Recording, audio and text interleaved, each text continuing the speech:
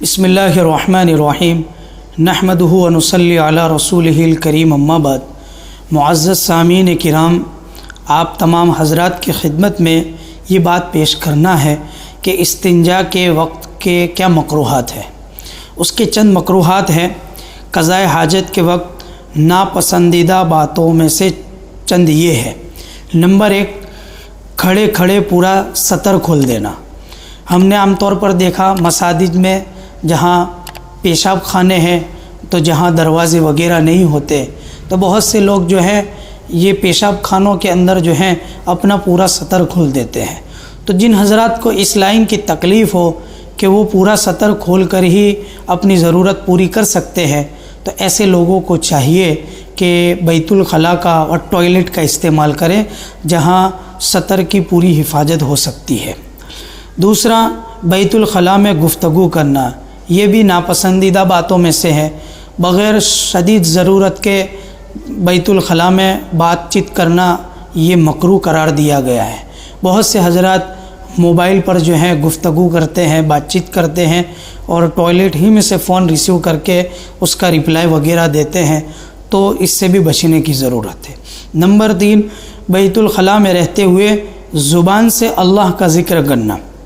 تو زبان سے اللہ کا ذکر نہیں کرنا ہے، البتہ اگر چھینک آئے تو دل ہی دل میں الحمدللہ کہہ سکتا ہے، زبان سے ان الفاظ کو ادا نہ کرے۔ نمبر 4، اپنی شرمگاہ کو بلا ضرورت دیکھنا۔ تو اپنی شرم کی جگہ کے اوپر بغیر ضرورت کے دیکھنے سے بھی منع فرمایا ہے، مکروہ ہے۔ نمبر 5، سبیلین یعنی آگے اور پیچھے کے راستے سے نکلنے والی نجاست کو غور سے دیکھنا، یہ بھی مکروہ قرار دیا ہے۔ نمبر 6، نجاست یعنی ناپاکی کی جگہ میں تھوکنا یا ناک سیکنا۔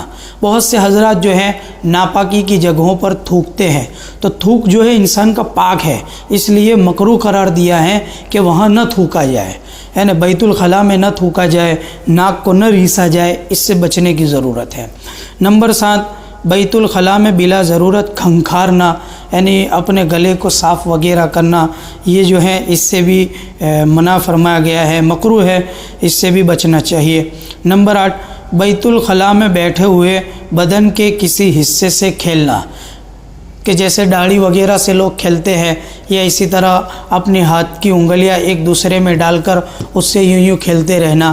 آج کل تو ہمارے نوجوانوں کو یہ عادت سی بن گئی ہے، بلکہ بہت سے نوجوانوں کی تو یہ عادت ایسی پاورفل ہو گئی ہے کہ اس کے بغیر جو ہے ان کو قضاء حاجت بھی نہیں ہوتی، اور وہ ہے کہ موبائل لے کر ہی جاتے ہیں اسپیشل بیت الخلاء میں، اور باقاعدہ اس میں گیمنگ کھیلنا یا اسی طرح ویڈیو دیکھنا، گانے سننا۔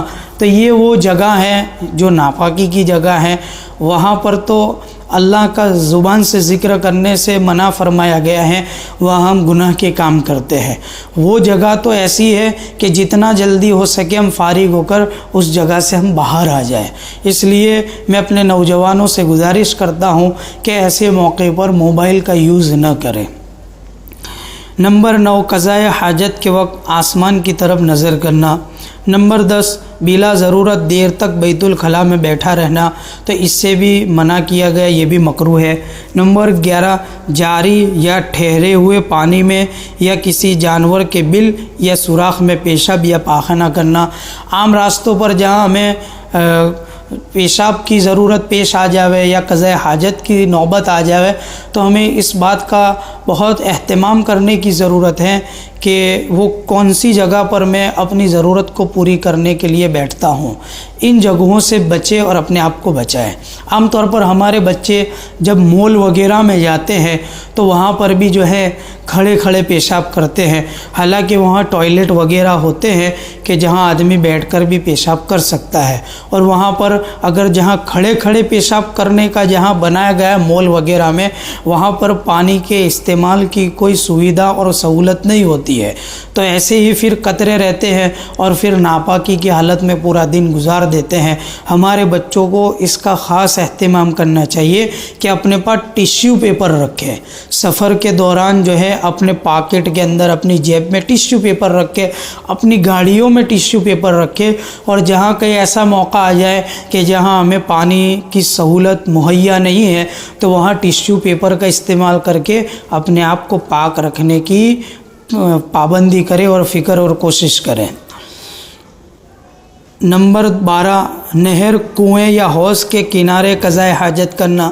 جیسے عام طور پر ہم غیر مسلموں کو دیکھتے ہیں کہ بہت سے ایسے حضرات ہوتے ہیں جو اس طرح کی جگہوں پر اپنی ضرورت پوری کرنے کے لیے جاتے ہیں، بہرحال یہ بھی مکروہ ہے۔